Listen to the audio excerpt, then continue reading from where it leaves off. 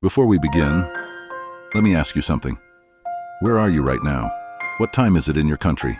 Are you lying in bed ready to drift away? If not, grab a blanket, get comfortable, turn on your fan, silence the noise around you, and make sure you're in your favorite spot. Go ahead, take a second. And while you're settling in, hit that subscribe button, give this video a like, and let's take a slow, deep breath together. You're safe, you're warm, and you're ready to step back hundreds of years into a world you've never truly imagined. Because tonight, we're uncovering the hidden, unspoken, and often misunderstood hygiene habits of medieval women. Truths that will make you rethink everything you thought you knew about life in the Middle Ages. Picture this. You're walking down a cobblestone street in a quiet medieval village. The air is thick with the scent of wood smoke and bread baking in clay ovens. You pass women in long gowns and linen veils, their hands busy with baskets of herbs, buckets of water, or bundles of fresh laundry. It feels quaint, peaceful. But beneath the layers of woven fabric and carefully pinned hair lies a daily battle with cleanliness in a world before modern plumbing, scented soaps, or even the idea of germs as we know them. Medieval hygiene wasn't about daily showers or fresh-scented shampoo. For women, it was about survival, tradition, and whatever resources were available in a time when clean water could be both precious and risky. And that's where our story begins. In the heart of a small European town, imagine a young woman named Alina, no older than 20, rising before dawn. She wraps herself in her linen shift, the undergarment every woman wore, and steps into the crisp morning air to fetch water from the communal well. This wasn't just a chore. It was an essential ritual because water was life, and also a danger. Wells could be contaminated, rivers could be full of waste, and knowing where to draw your water could mean the difference between health and sickness. For medieval women, personal hygiene often began with the simplest acts, washing the hands, face, and sometimes feet in a small wooden basin. Full-body bathing? Rare and usually reserved for the wealthy or for special occasions. Instead, many relied on dry washing with cloths, herbs, and scented powders to freshen up between the few chances they had to immerse themselves in water. Hair care was a whole different challenge. Without modern shampoo, women used herbal rinses made from rosemary, lavender, or nettle, boiled in water and cooled before being poured over the scalp. This not only helped with cleaning but also kept lice and other pests at bay, a constant worry in crowded towns and homes. And clothing, especially the linen shift, was one of the most important parts of hygiene. This single garment, worn under dresses, absorbed sweat and oils from the skin and could be washed more often than the heavier outer layers. Keeping linen fresh meant keeping the body fresher for longer, even without a bath. But there's more to the story than just routines. Hygiene was also tied to beliefs, superstition, and the medical understanding of the time. Many believed that bathing too often could weaken the body or open the pores to illness. Instead, scented herbs and oils were thought to protect against disease. You might find a medieval woman carrying a small pouch of dried lavender or rosemary, not just for fragrance, but as a shield against bad air, what they thought caused sickness. Yet, despite these limitations, some women managed to create elaborate beauty rituals. Wealthier ladies had access to imported soaps from places like Castile, made with olive oil and scented with exotic spices. Their servants heated water for private baths, sometimes infused with rose petals or chamomile. But for most, luxury was out of reach, and cleanliness was a matter of practicality, not indulgence.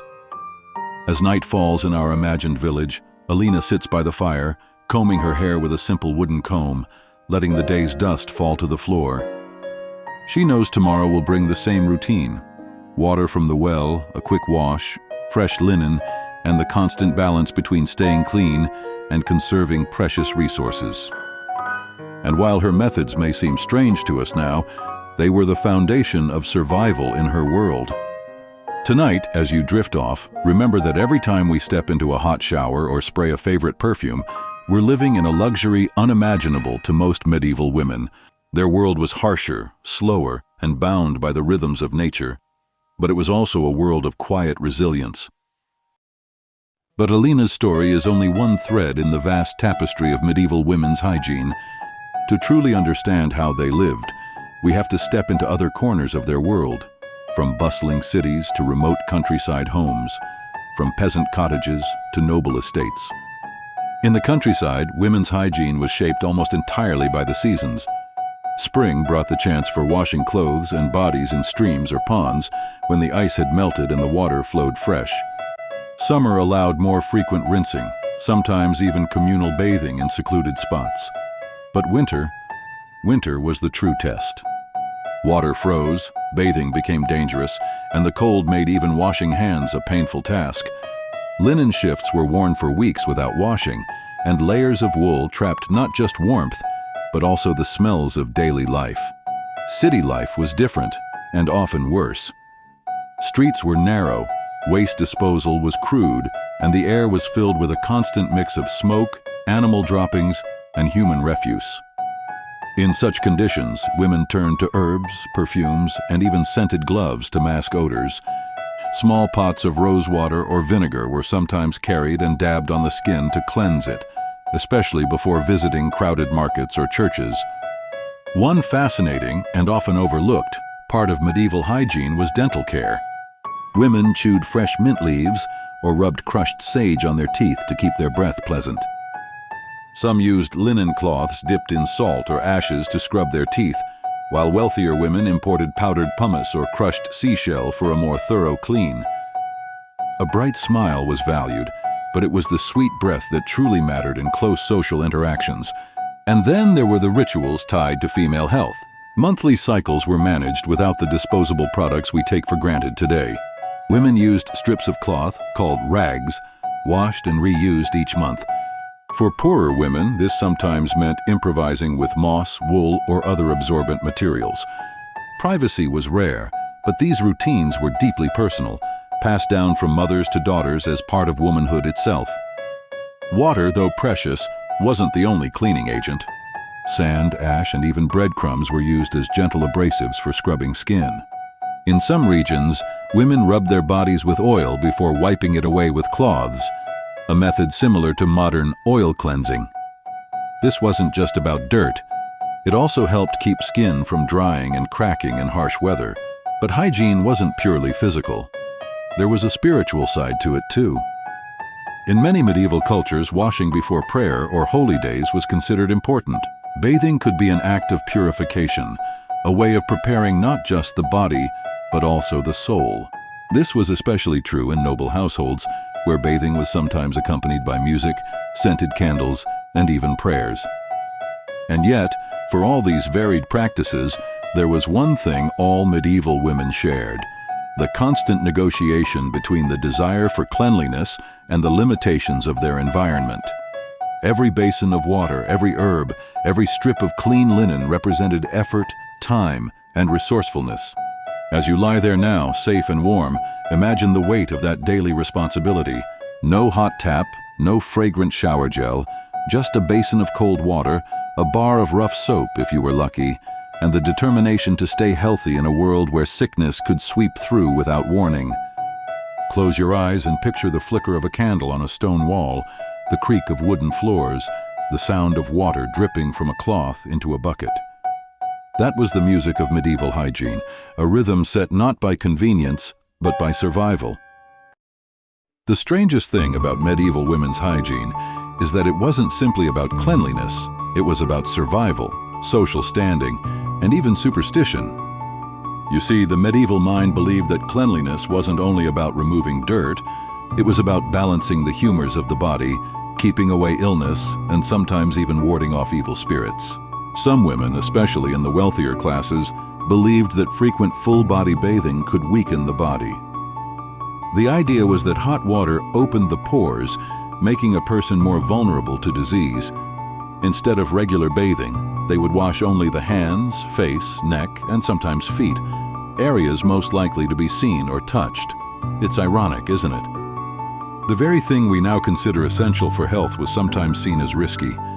Perfumes and scented oils weren't just for luxury, they were almost a substitute for bathing. A noblewoman might have her hair combed with a fine-toothed wooden comb dipped in lavender oil, the scent lingering for days. Hair was washed far less frequently than today, often only a few times a month.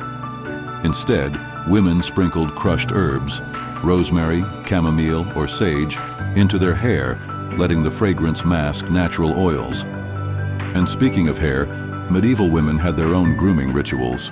Eyebrows were sometimes plucked to create a high forehead, considered a sign of beauty.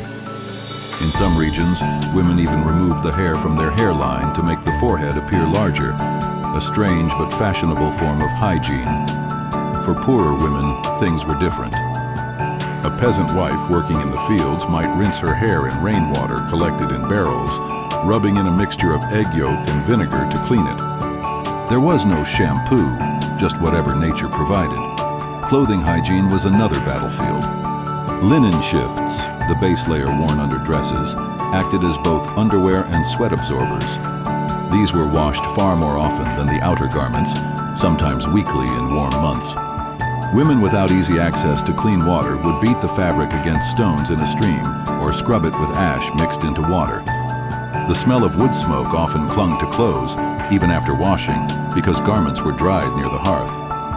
Now let's step into the kitchen for a moment, not for cooking, but for hygiene. Kitchen herbs doubled as cleaning agents. Mint, thyme, and parsley were brewed into strong infusions for rinsing cloths or wiping down skin. Vinegar was another staple, diluted and used to clean hands before handling food. In households without soap, vinegar and ash might be the only way to feel fresh. Teeth were a matter of constant concern, especially since sugary treats were becoming more common among the wealthy in the later medieval period. Sweet wines, candied fruit, and honey cakes were delicious, but left residue that could cause tooth decay. Women would chew on hazel twigs, fraying one end to make a primitive toothbrush. Some even rubbed charcoal powder on their teeth, believing it would whiten them, and strangely enough, it sometimes did. But perhaps the most delicate matter of all was managing odor. In a time without deodorant, women used a mix of strategies. Some sewed small pouches filled with dried lavender or cloves into the seams of their clothing. Others rubbed lemon peels under their arms, the citric acid helping to mask smell. Wealthier women wore scented jewelry, tiny lockets called pomanders, filled with spices and herbs that released fragrance as they moved. There were also beliefs that certain scents could protect against plague and other illnesses. Carrying a sprig of rosemary or a pouch of vinegar-soaked sponge was thought to purify the air you breathed. Women sometimes held these to their noses when passing through crowded streets or markets where the smell and the risk was worst. And yet, not every practice was wise. Some so-called hygiene remedies were downright dangerous. Lead-based powders were sometimes applied to the skin to lighten the complexion, as pale skin was a sign of nobility. Over time, this poisoned the body. Hair removal creams sometimes contained quicklime, which could burn the skin if left on too long. And certain perfumes were made with mercury, a toxic substance that could cause illness if absorbed. When it came to bathing, the methods varied wildly depending on where you lived. In southern Europe, the influence of Roman and Arab traditions kept bathhouses alive for centuries. Women might visit public baths, where warm water and steam were available, though such places also carried a reputation for immorality. In northern Europe, bathhouses fell out of fashion earlier, and private tubs became rare luxuries. A wooden barrel lined with cloth might serve as a bathtub in a noble household, while peasants made do with washing in a washtub by the fire. Hair care had its own seasonal rhythm. In summer, women might wash their hair in open streams, letting it dry in the sun. In winter, they warmed water over the fire and washed indoors, often in dim candlelight, with steam filling the small room. A mother might sit and comb her daughter's hair slowly, searching for lice, while telling stories, hygiene and family bonding intertwined. Skincare, too, was surprisingly advanced in some ways. Women made pastes from oatmeal and honey to soothe irritation, or used rose water as a toner.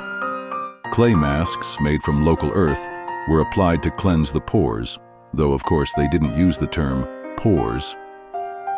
They simply believed the mask drew out the bad humors. But hygiene wasn't only about products and routines, It was about community. In villages, women often washed clothes together by the river, chatting and sharing news.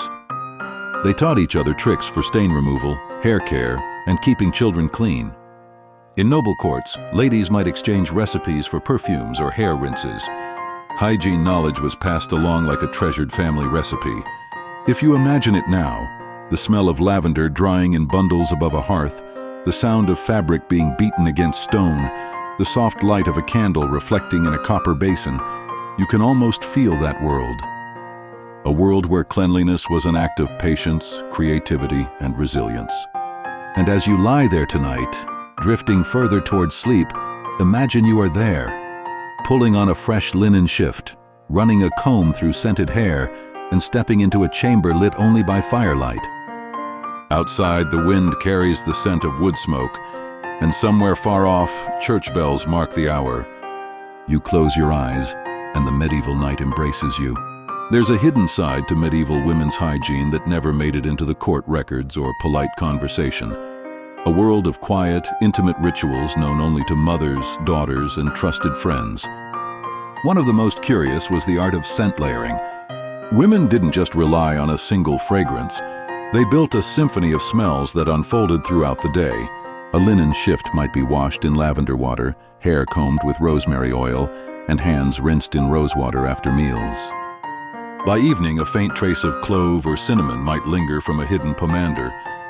These overlapping scents created a personal signature, a fragrance trail that could be recognized in a crowded hall.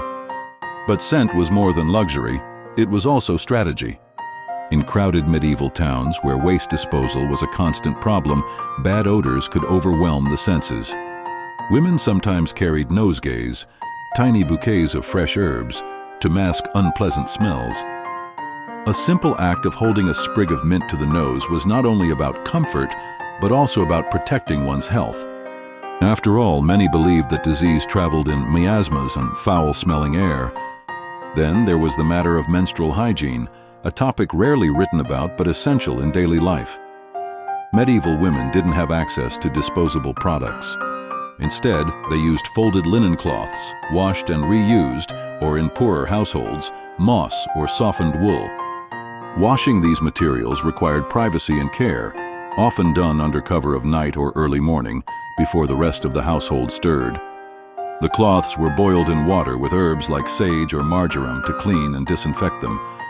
Some women even believed that burning certain herbs nearby could protect against cramps or evil humors during their cycle. Hair care had its own hidden secrets. Lice were a constant nuisance, and while combing was the first defense, women also relied on herbal infusions. A strong brew of wormwood or nettle was poured over the scalp to deter pests. For those who could afford it, almond oil was massaged into the hair to keep it soft and manageable. Wealthy women sometimes wore silk caps at night to protect their hair from dust and soot. And then there were the beauty practices that crossed into the realm of danger. Some skin-lightening recipes called for vinegar mixed with powdered lead or chalk. Women applied these pastes to their faces at night, believing they would wake with skin as pale as ivory. The danger was unknown to them, slow poisoning that could cause illness over time. Yet the pressure to conform to beauty ideals was strong enough that many accepted the risk. Public bathhouses were a story in themselves. In Southern Europe, they remained centers of cleanliness and social life far longer than in the North. Women gathered there not only to bathe, but to exchange recipes for herbal remedies, share news, and even arrange marriages. A visit to the bath might begin with soaking in warm water, followed by scrubbing with rough cloths or natural sponges.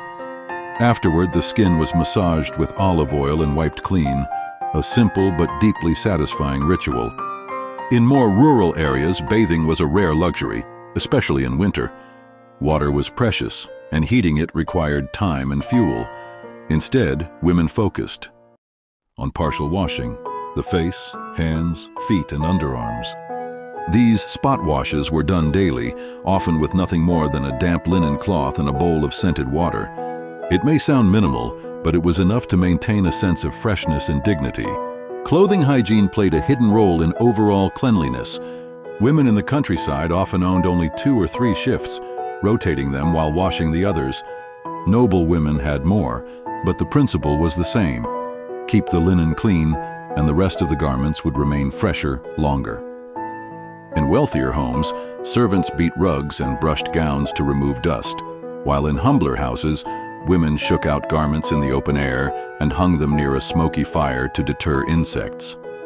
One fascinating practice was the use of sleep cloths, special pieces of fine linen laid over the pillow or under the head at night. These were washed more often than the main bedding, helping to keep hair and skin cleaner between baths. Some were scented with dried herbs stitched into the edges, so that as a woman drifted off to sleep, the fragrance of lavender or chamomile filled the air, and it wasn't only about the body. The medieval understanding of hygiene extended to the home itself. A clean chamber, swept floors, and fresh rushes on the ground were considered part of a woman's duty to keep her family healthy. Fresh rushes were sometimes mixed with aromatic plants like meadowsweet or basil, releasing a pleasant scent when stepped on. In the dim glow of a candle, you can picture it: a woman seated by a basin of warm water, a linen cloth in her hand, steam curling upward as she wipes her face clean. The scent of rosemary drifts from her hair, and in the corner, a small pouch of herbs swings gently from a bedpost. Outside, the night is still and the world seems far away. The truth is, medieval hygiene was not about perfection. It was about doing the best one could with what was available, and finding beauty, comfort, and even a little luxury in the simplest of acts. And as you sink deeper into this quiet picture, perhaps you too feel a certain calm, the kind that comes when the day's work is done, and the only sound is the soft crackle of a hearth. As the medieval seasons turned, women's hygiene shifted with the rhythm of the year. In spring, herbs were fresh and plentiful, and the air itself seemed cleaner. This was the time for spring washing, not just for clothes and bedding, but for the body's own renewal. Women might soak their feet in warm water scented with violet leaves, or rinse their hair in rainwater caught during a gentle storm.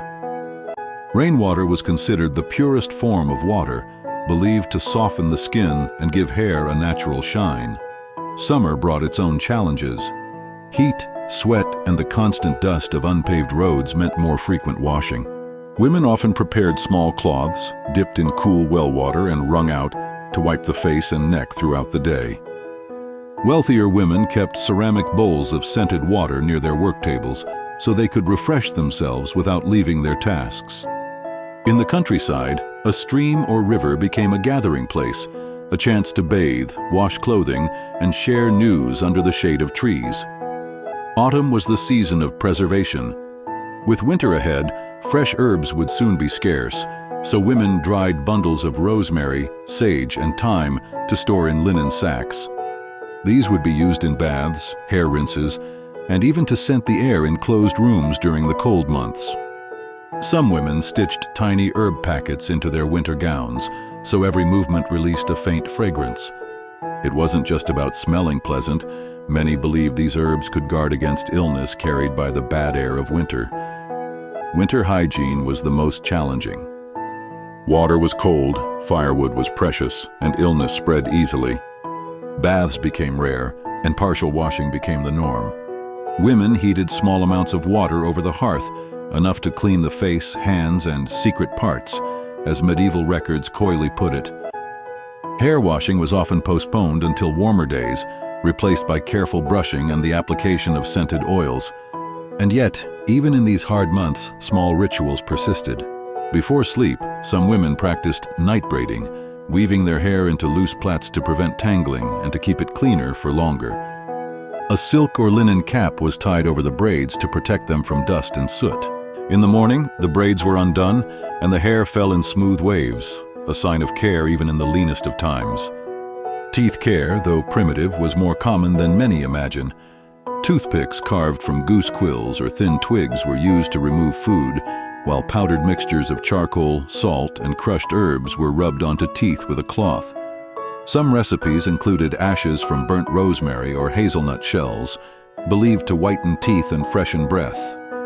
The process was rough compared to modern toothpaste, but it served its purpose.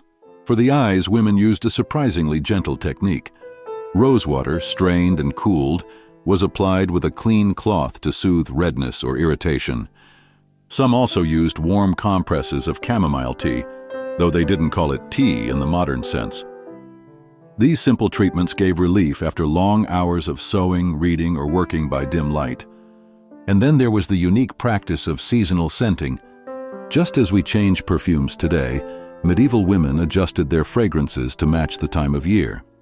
In spring, light floral waters, violet, primrose, or meadowsweet, were favored. Summer called for sharp, cooling scents like mint or lemon balm. Autumn brought spicier notes, clove, nutmeg, and cinnamon. Winter leaned on resinous, warming aromas like frankincense and myrrh. This seasonal rhythm meant that scent wasn't static, it was a living part of the year's cycle. Even the cleaning of tools and accessories had a place in hygiene. Wooden combs were scrubbed with ash and water to remove oils and dirt. Sewing needles were kept polished, not only for function but because rust was believed to bring illness. Jewelry, especially rings, was occasionally soaked in wine or vinegar, partly to restore shine and partly to remove what was thought to be harmful corruption from the skin.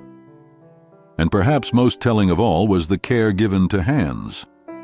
In a world without gloves for every task, women's hands bore the marks of work, roughened palms, small cuts, and stains from cooking or dyeing. Hand washing was a small luxury, often done with warm water infused with marigold petals or almond milk. Afterward, hands might be rubbed with a mixture of beeswax and rose oil to soften the skin. This wasn't vanity, it was comfort, a moment of relief in a demanding life. If you imagine this world now, the quiet braiding before bed, the scent of thyme hanging in the rafters, the slow washing of hands by the fire, it's easy to see that medieval hygiene was never just about cleanliness. It was about rhythm, ritual, and resilience.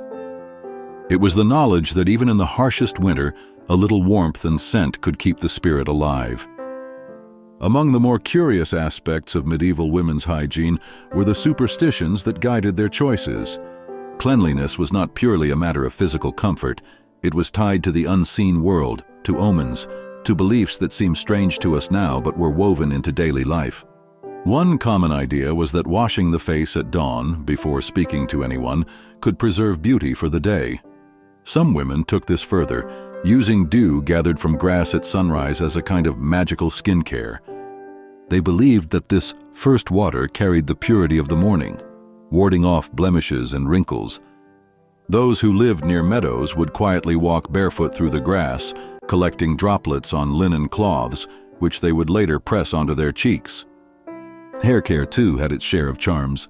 In some villages, it was thought unlucky to cut hair on certain days of the week, especially Fridays, as it could invite illness or misfortune. Instead, hair was trimmed during the waxing moon, believed to make it grow back thicker and stronger. Certain herbs were worked into hair rinses not only for their scent, but also for their supposed power to protect against evil eyes, a feared curse that could bring sickness. There were also strange rules about bathing. In some areas, women were warned not to bathe during a full moon, as it was said to open the pores to harmful vapors. Others claimed that bathing right after sunset could weaken the heart. As odd as these ideas sound now, they show how deeply seasonal and celestial patterns were linked to personal care. Perfume and scent held spiritual meaning, too. Burning rosemary in a room was thought to cleanse not just the air but the soul. Some women wore small silver lockets containing a piece of ambergris or musk, rare, expensive substances believed to draw good fortune. Wearing these scents wasn't only about smelling pleasant. It was about creating an invisible shield against sickness and misfortune. Even basic tools could become talismans. A comb carved from boxwood was said to prevent headaches, while a mirror polished from bronze was thought to reveal not just one's face, but also the truth of one's spirit. A woman might glance into such a mirror after preparing her hair, silently whispering a prayer for protection before stepping outside. Seasonal rituals continued to influence cleanliness habits. In spring, some women would walk to a nearby stream, dip a piece of bread into the water and eat it, believing it would wash the inside of the body just as bathing washed the outside. In autumn, Ashes from the first fire of the season were saved and mixed into tooth powders, under the belief that they carried protective warmth into the cold months. Skincare sometimes wandered into the realm of the mystical. Recipes called for moonlight, literally leaving bowls of water outside overnight to absorb its glow, then using that water to wash the face the next morning. It was said to bring a pale, luminous complexion. Some women also pressed freshly picked violet petals into small jars of honey, letting them sit for weeks before using the mixture as a sweet-smelling ointment for the lips and hands. Even fingernail care was touched by superstition. Nails were trimmed carefully, and clippings were burned rather than thrown away to prevent them from being used in curses. The ash was sometimes saved and sprinkled in gardens, as it was believed to help plants grow. And perhaps the most enduring belief was the idea that one's outward cleanliness reflected inward purity. A clean face, neat hair, and pleasant scent were not just about vanity. They were considered signs of moral order, discipline, and respect for both self and community. In a time when the world could be chaotic, these small acts were a way to hold on to a sense of control. If you picture it now, the woman combing her hair only under a waxing moon, the morning dew dabbed onto her skin, the faint scent of rosemary smoke in the air, it's like stepping into a slower, more enchanted rhythm of life. Hygiene was not only about keeping the body well, but about moving through the seasons with intention, as though every gesture had meaning. Nightfall in the medieval world brought a very different kind of hygiene ritual for women. Once the day's work was done, the bread baked, the animals fed, the fire tended, there was a quiet shift toward preparing the body for rest. Candles burned lower, shadows stretched longer, and the small private habits of the evening began. Before bed, many women would gently untie their hair, letting it fall loose after being bound all day. Combing before sleep was not just about detangling. It was believed to keep the mind calm and prevent nightmares. A wooden comb passed slowly through the hair was almost meditative, the soft scraping sound blending with the crackle of the hearth. Some dipped the comb in a weak infusion of chamomile or lavender, the scent lingering as they lay down to rest. Washing at night was minimal. Water was often cold and fires were precious. Instead, women wiped their faces and hands with a damp linen cloth, sometimes scented with rosewater if it was available. This was considered enough to remove the dust of the day and close the skin before sleeping. If a woman lived in a household with more means, she might have a small basin of warmed water by the bed, poured from a copper jug just before retiring.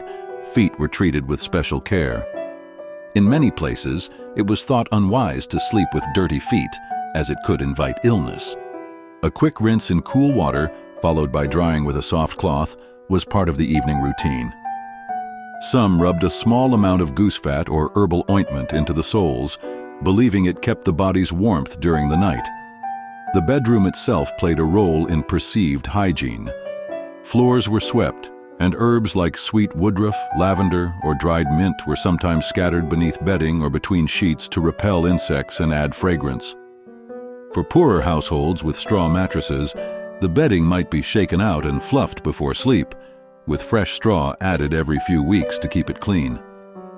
Clothing for sleep was simple, a loose shift of linen, breathable and easy to wash.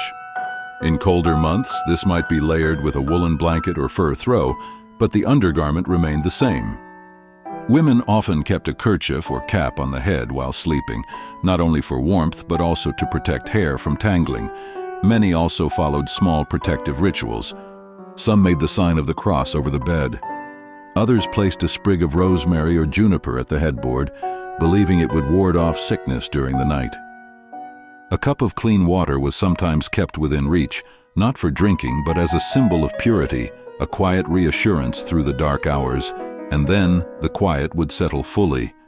The soft sigh of the fire dying down, the faint creak of timber beams, a breath slowing in rhythm with the turning of the night. Sleep came not from rushing, but from these small, deliberate steps, gestures repeated every evening, marking the boundary between the world's demands and the stillness of one's own space. In the medieval mind, sleep was not just a rest for the body, it was a vulnerable crossing between the waking world and the unseen. Because of this, Hygiene before bed was often tied to beliefs about dreams, spirits, and the unseen humors that influenced health. One uncommon practice among some women was the washing of the eyes with cool, clean water just before lying down. This was said to clear the visions, allowing only pleasant dreams to enter. A cloth dipped in the water was pressed gently over closed eyelids, the cold a small shock, then a relief. In wealthier homes, the water might be infused with violet petals, thought to soothe the mind. Hands, too, were given special attention. It was believed that unwashed hands could carry not only dirt but also traces of the day's troubles into the dream world. Women would rub their palms with a mixture of herbs and a few drops of oil, then wipe them dry. The scent lingered faintly as they slept, a soft reminder of protection. Hair was sometimes lightly braided before bed, but not tightly, enough to keep it neat through the night but loose enough to avoid trapping thoughts, as some old sayings went.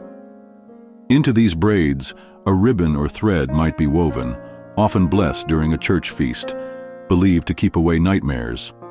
There were also quiet customs involving the bed itself. Some women sprinkled fine ash along the floor beside the bed, not for cleaning, but to see in the morning if any unwanted visitors, human or otherwise, had crossed the room while they slept. Others would place a small bowl of water beneath the bed, a symbolic trap for bad spirits that might wander in. A few kept tiny bundles of dried herbs sewn into their pillows. Mugwort was popular among those who wished for vivid dreams, while others avoided it for fear of visions they could not control. Rosemary and thyme, in contrast, were thought to bring only gentle rest and protection.